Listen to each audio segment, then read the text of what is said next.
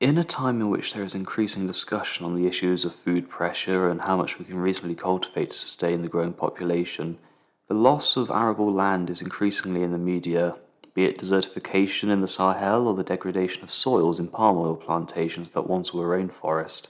But in many parts of the world, the loss of any amount of farmland has always been an issue. Japan, for instance, is 70% mountainous, and on top of that, 66% forested, with just 14% of the total land viable for agricultural purposes and competing with living space. Only a small fraction for a country that for much of its existence has had a population of between 11 to 20 million.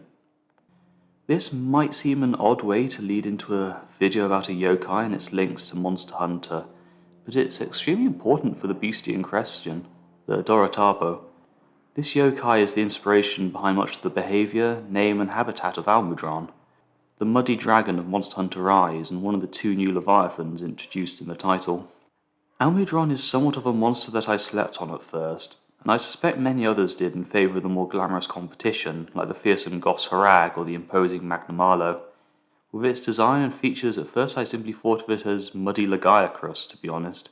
But it's time that we copy Mizusune and scrub down this monster to investigate Almudron and its links to Dorotabō in Monster Hunter Rise. Dorotabō is relatively simple as a yokai. It's the spirit of a farmer who has returned to avenge itself upon its descendants or inheritors. They rise from the mud of the fields, balding spirits created purely of mud with a solitary eye and 3 fingers on their hands. In Japan, the 5 fingers of a hand represent 2 virtues and 3 vices, you see, those being wisdom, compassion, anger, greed, and ignorance. But the Dorotabō only has vices. In a country where a single rice paddy of good quality could be the most important possession of a family, and when it could take generations to save up enough to buy another, the maintenance and care of the field was a life's work and zealously protected. But if a son or those to inherit the paddy field so lovingly cultivated for so long failed to take care of it, or fall to vices like drinking and gambling, then the ghost of the old man is filled with anger and shame that their life's work is being squandered. They rise at night as the Dorotabō, uttering cries like, "Give me back my rice fields," and cause fear and disturbance to the land's inheritors until such times they correct their ways, or someone who can show the land proper care takes charge. Dorotabō are very much a cautionary tale. In a country with so little arable land, taking care of what there is and not squandering it is essential to any family, especially in the Sengoku and Edo period where the payment of taxes was quite literally in rice. A farmer who squandered or wasted the precious arable land he had inherited would be worthy of haunting by such a yokai. Perhaps originally the tale of this creature even began as a means to scare a careless young man into changing his ways and doing right by his fields and what he had inherited from ancestors who had worked so long and so hard. Almudron's name and titles make for an easy reference back to the Dorotabō. The Japanese kanji make use of those for mud, old man, and dragon, although I am admittedly not even a lay expert on kanji and their placement, so hopefully I've not missed any aspects of the name. In terms of English titles for Almudron, we have Elderly Mudwyvern, which is most likely a direct translation from the original Japanese mentioned just a moment ago.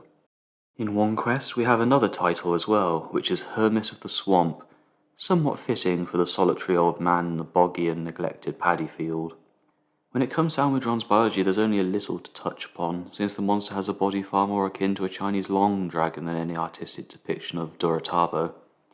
It even has the distinctive catfish-like whiskers and distinctive body plan shared with other Asian-inspired monsters. And we can tell that it's a Chinese long by the fact that Almudron have 5 toes, a feature of these dragons, whilst the Japanese equivalent, the Ryu, almost inevitably has 3.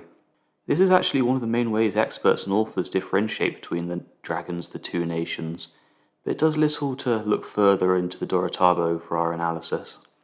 In terms of behaviour, though, the most apparent link between Almudron and the Dorotabō is of course the one mentioned in the Almudron's opening cinematic, which speaks of an old beast emerging from the murk, just as the old man's spirit does the same from the dirt. The ensuring booming declaration to begone from its holy grounds calls back to the spirit's desires to protect its fields, especially from those that might seek to take or usurp them. Of course, as a monster reliant on mud, Almudron is hardly a farmer protecting his life's work. but the protectiveness that the large monster displays towards others, both large and small, borders on obsessive, and rather makes me think of hippos during dry seasons as their water holes increasingly shrink. Interestingly, in terms of behaviour, we have Almudron forming this large ball of mud and reinforcing it with the golden fluid secreted from its tail.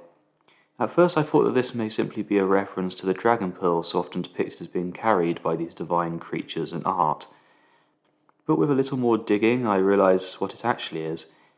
In Japan there is a traditional children's game called Dorotabō, which involves the children collecting and polishing a ball of mud and clay until it shines like a polished stone. It's quite an involved process and can create all manner of surprisingly beautiful results, all dependent on the types of soil used in the process. I'm rather tempted to try it myself, having seen some of the results.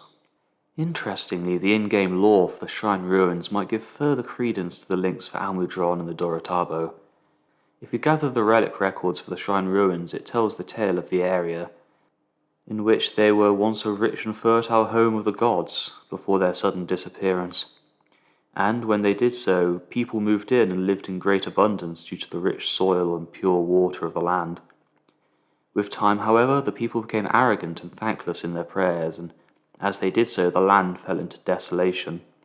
The story ends with the gods returning and the people fleeing their rage and begging for forgiveness, nature retaking the shrine ruins.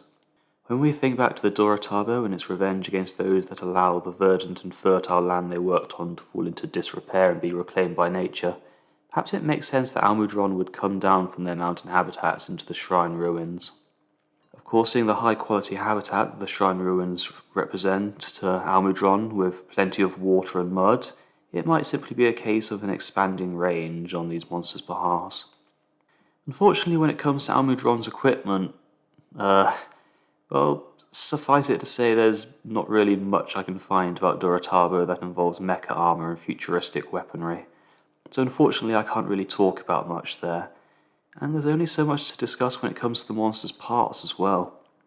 Plenty of them mention mud in some way, particularly in how resistant they are to the substance and the ability to swim through it, but nothing in particular refers back to the Dorotabō itself beyond that. And so we have it for our muddy boy Almudron.